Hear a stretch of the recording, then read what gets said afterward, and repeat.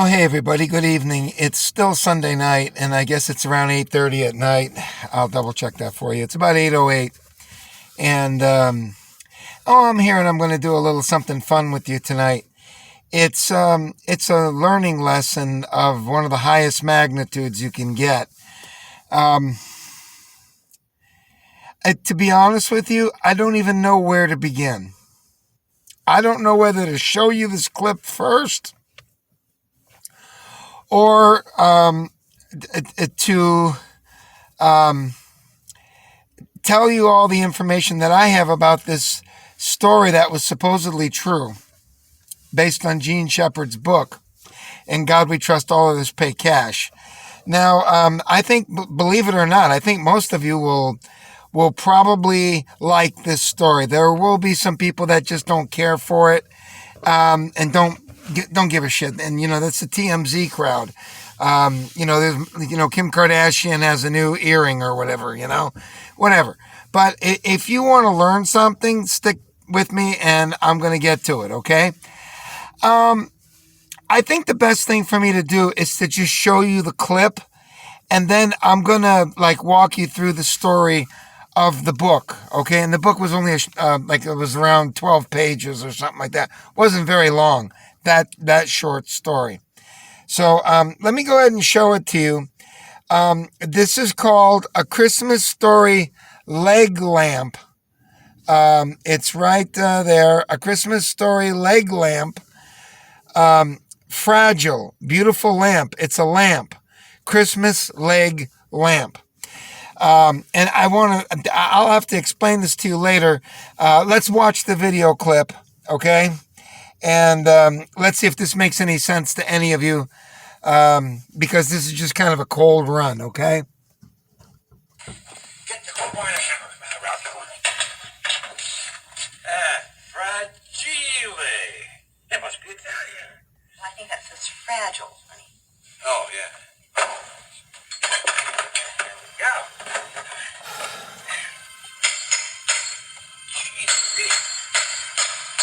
did a job on this,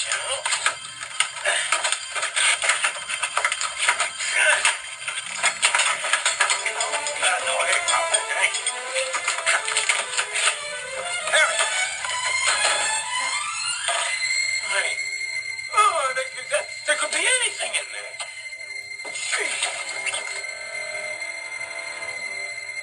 Maybe they forgot. Well, it's in there. It's got to be in there.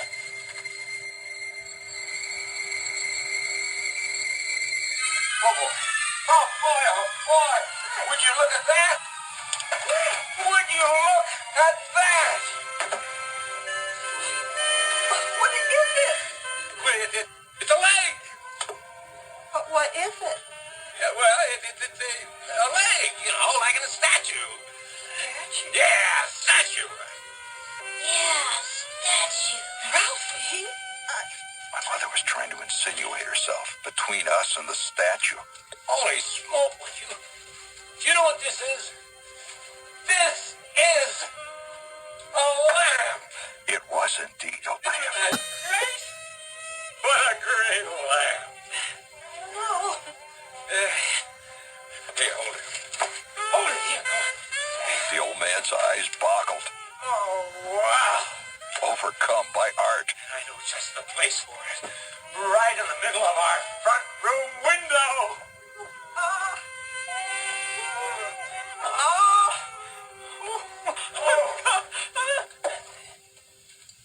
Yeah, yeah. Watch it. Let's see.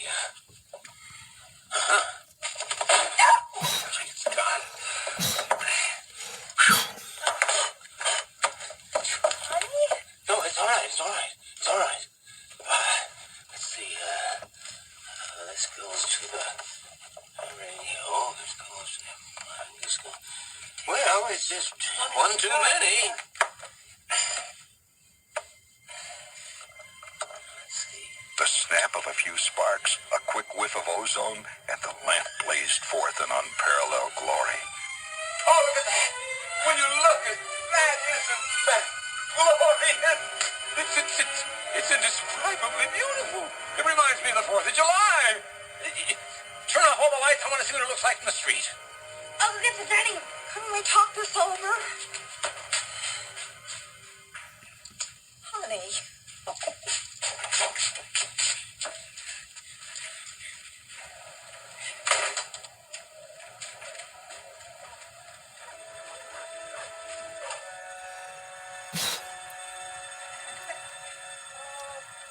Move it a little bit to the right. That way.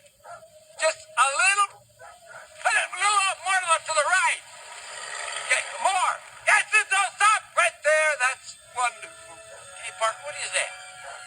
Don't bother me now, sweet. Can't see I'm busy. Yeah, but what is that? It's a major award. A major award? Shucks, I wouldn't have known, Dad. It looks like a lamp. Well, there's a lamp, you nincompoop, but it's a major award. I won it. Damn, hell, you say you won it? Yeah, mind power, sweet, mind power.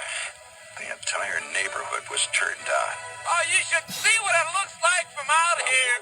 It could be seen up and down Cleveland Street, the symbol of the old man's victory. If he won that, it's a major award. Isn't it about time for somebody's favorite radio?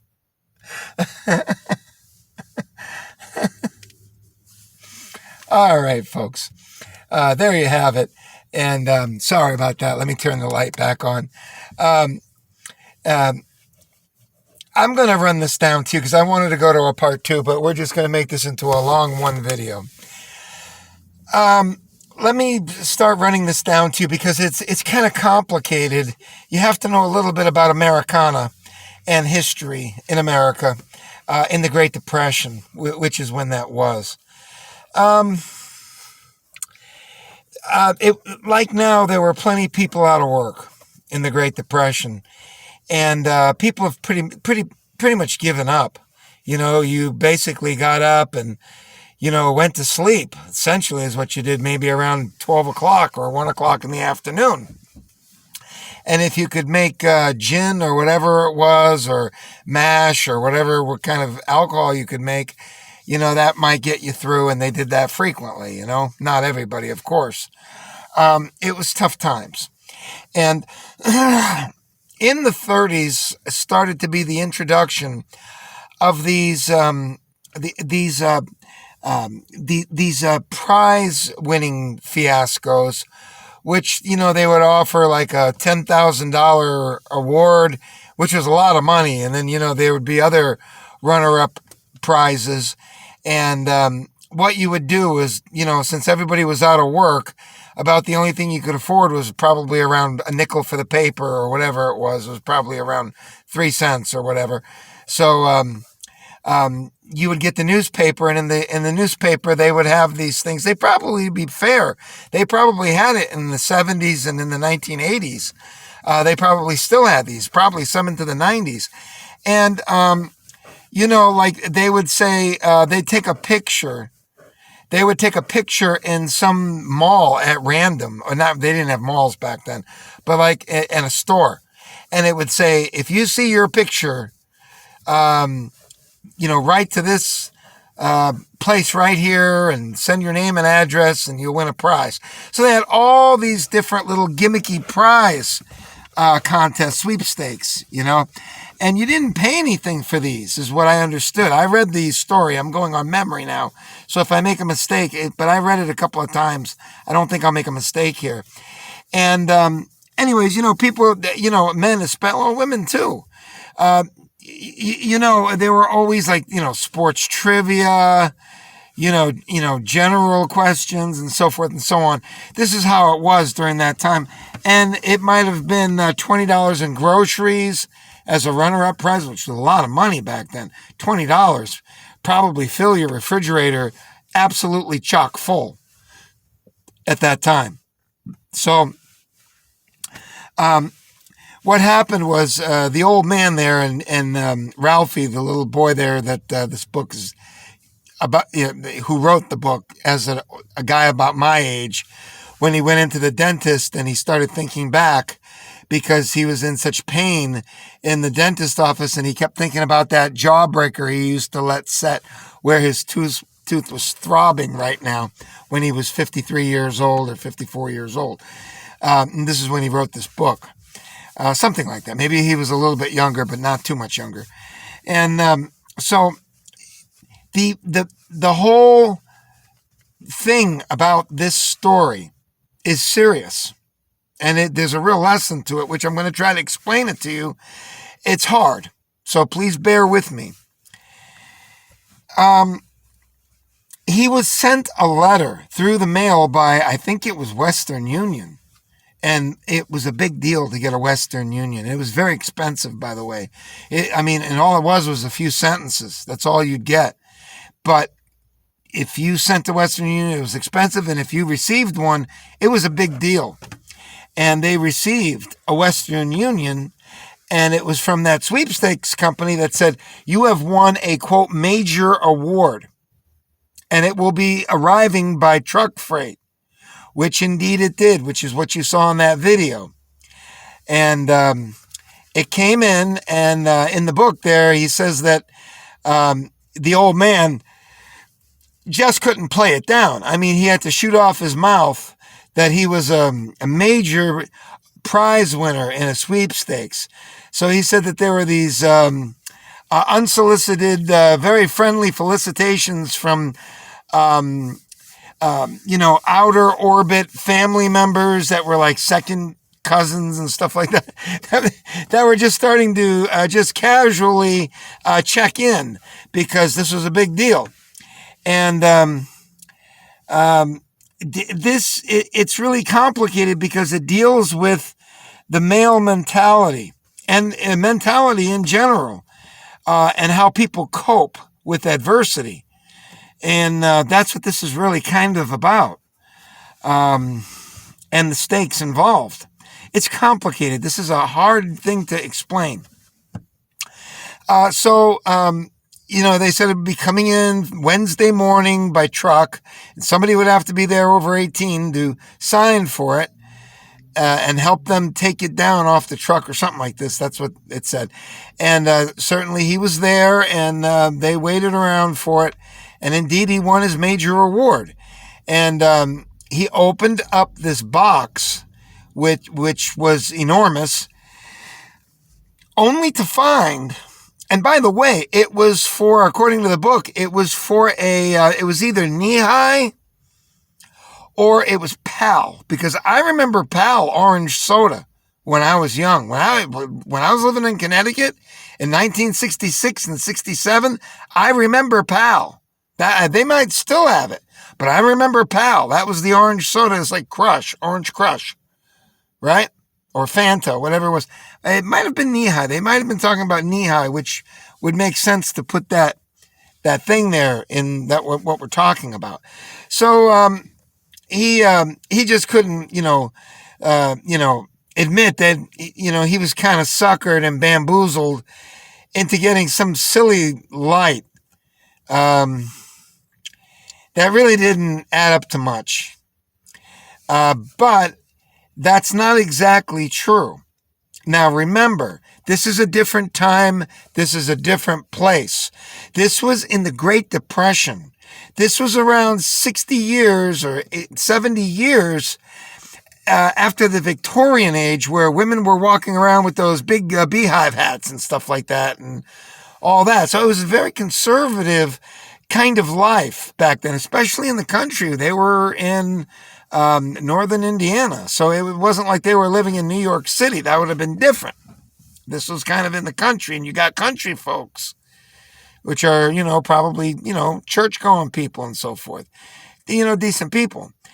And, the old man there, and I'm just going to refer to him as the old man, that's, the father there, he saw that it was, after he opened it up, he saw that it was a lamp in the shape of a leg with a very risque fishnet stocking on, okay, which you can only imagine at that time, that was pretty racy, okay? At that time, people just didn't have that kind of stuff. There were no man caves, in other words, back then. That was That's not what church people would be putting up anywhere in their house, in particular the front window. Okay? And the psychology about this is that the old man won. He was actually recognized. It didn't really matter about the prize. He was recognized. He was a winner. He was a champion of a prize, a major award. So he had to treat it as such in order to rationalize this silliness, because it was just silliness, but not exactly. That's what makes this such a complicated story. And this is where you deal with male behavior. So, he made a big thing out of this and decided to take this leg, this very well filled out leg of it was very sensuous. That's really the word that comes to mind here. Sensuous, which was a no-no in the 1930s. And that would have been the early 30s, probably 33, 34. This was maybe 35 at the latest. No, earlier than that. It would have been like in the early 30s, because he went into World War II, I think. So that would have been in 45. So yeah, we're talking about early 30s here, maybe even 30. Okay. So the people this was not what you did. Okay. Now, you can see by that clip that the mother was very, very uncomfortable with this. She kind of hid the eyes of Ralphie, the older little boy, and then he's got a little brother. The little brother was too young to really understand any of this. But the mother was very quick to realize that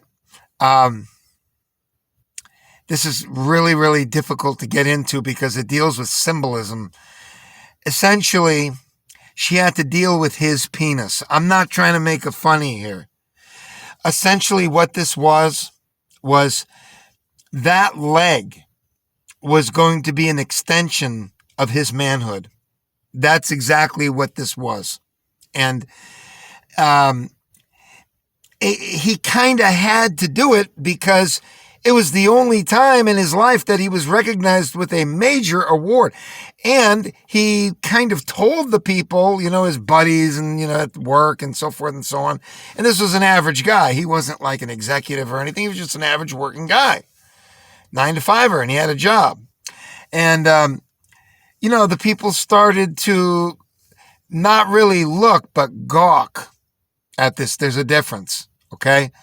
And this was unheard of at that time. You didn't have a sensuous, translucent leg with a very nice stocking, fishnet stocking, black fishnet stocking on, and the same kind of material coming down off this circular light top, the lampshade.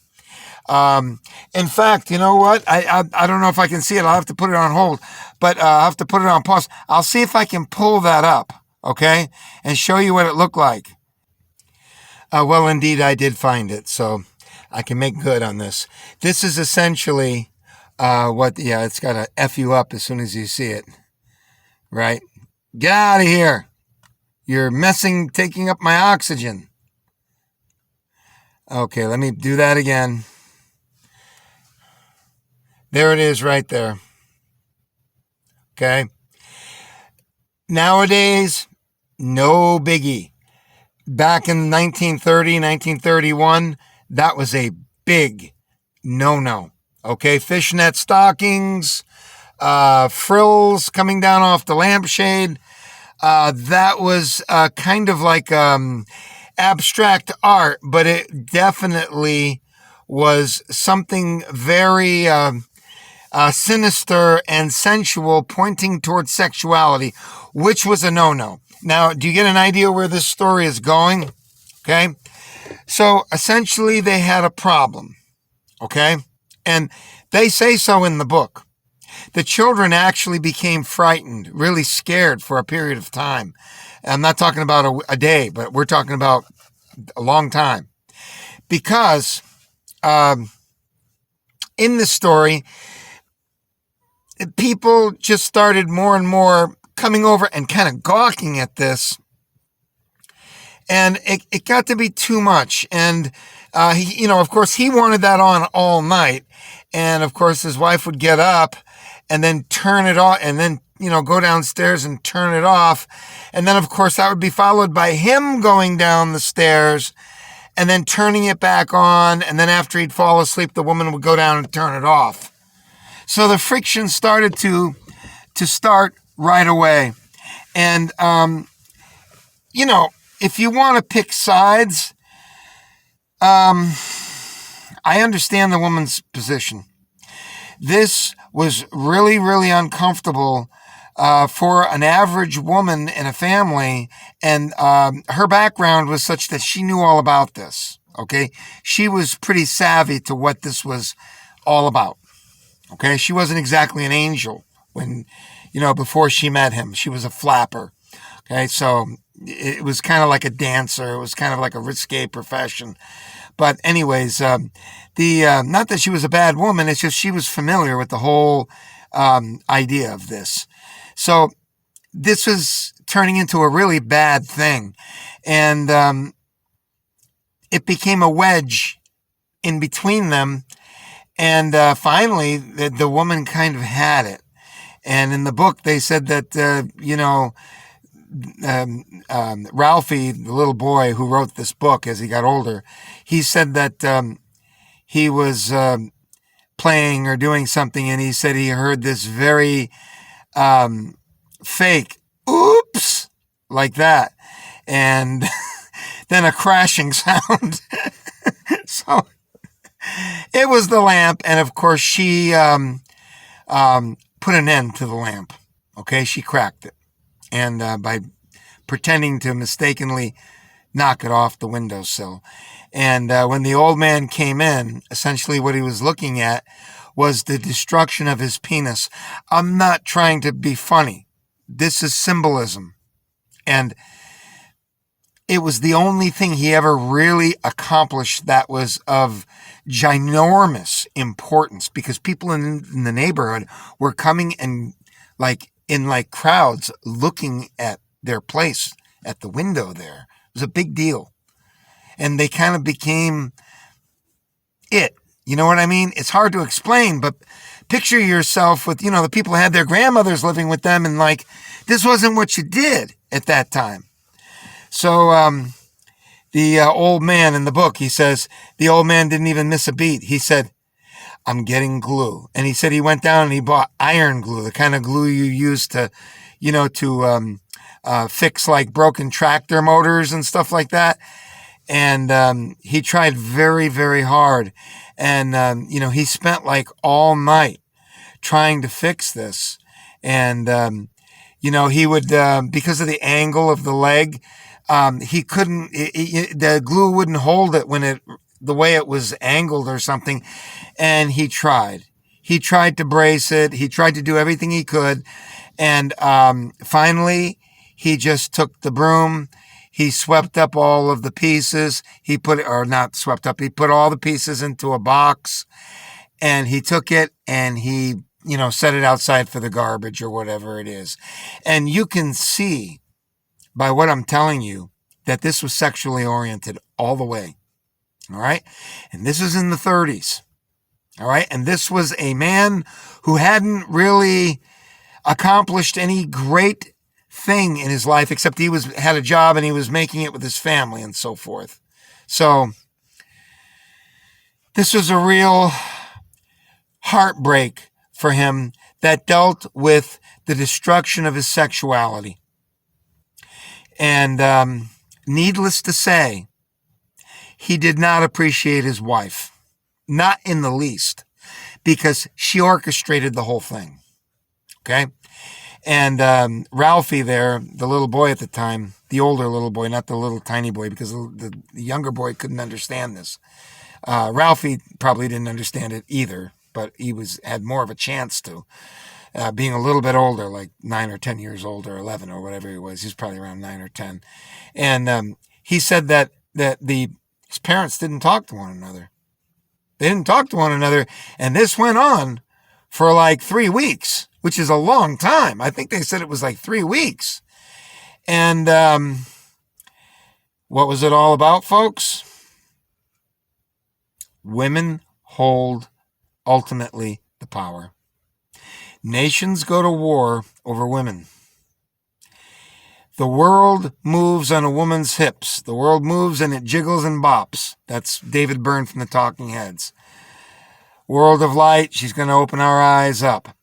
Women kind of really make it happen in society, not nowadays, but always, in every time, really. In the free world, not talking about the Muslim world or the Hindu world or the Jewish world or whatever, or the Chinese world, or even you understand what I'm saying. In the free world, you know what it's all about with women, okay? And what finally happened? Well, what finally happened was Ralphie said that he couldn't believe it. It was cold as ice because you'd be eating dinner for 2 weeks, 2.5 weeks, and nobody was saying a word. It was like bizarre. And, little kids, that's bizarre to anyone. And he said that he was shocked because he heard his father. His father broke first. And he said, he would read the paper and then, his wife would bring the food and get the gravy and refill the drinks and stuff like that. That's what she always did at the table. She never really ate because she couldn't really eat. She was busy doing things, which was the common case, I'm sure, with most housewives at that time.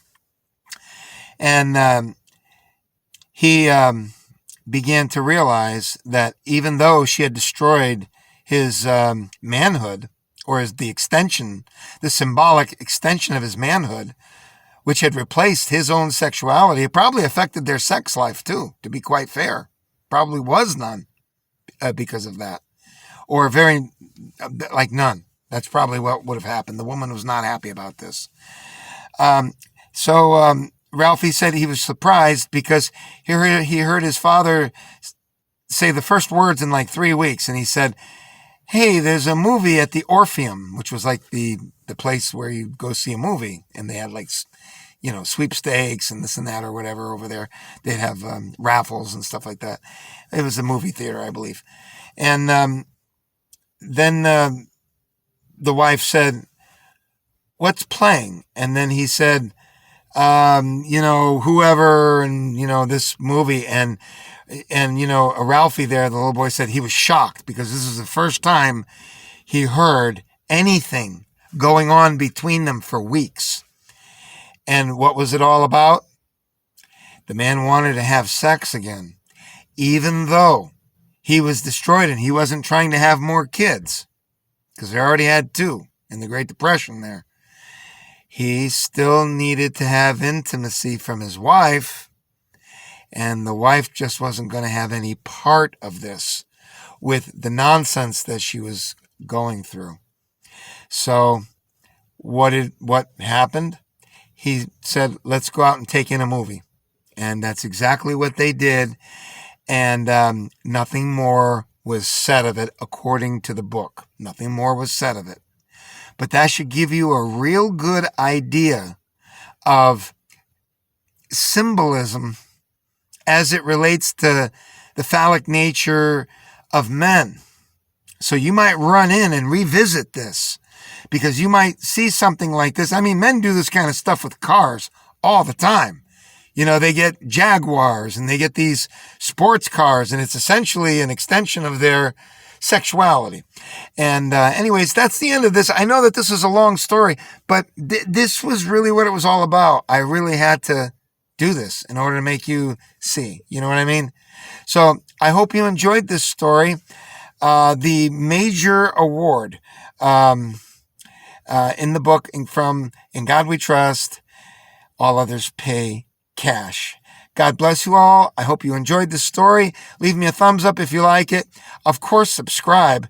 And speaking of sexuality and male phallicness, we've got nice subscribers coming in, and they're so nice. They're coming in, and we're even getting very attractive women coming in here. So we just think this is absolutely Jim Dandy, okay? Take care. We love you. And hope you're finishing up your weekend in grand style. Take care. We love you guys. Bye-bye.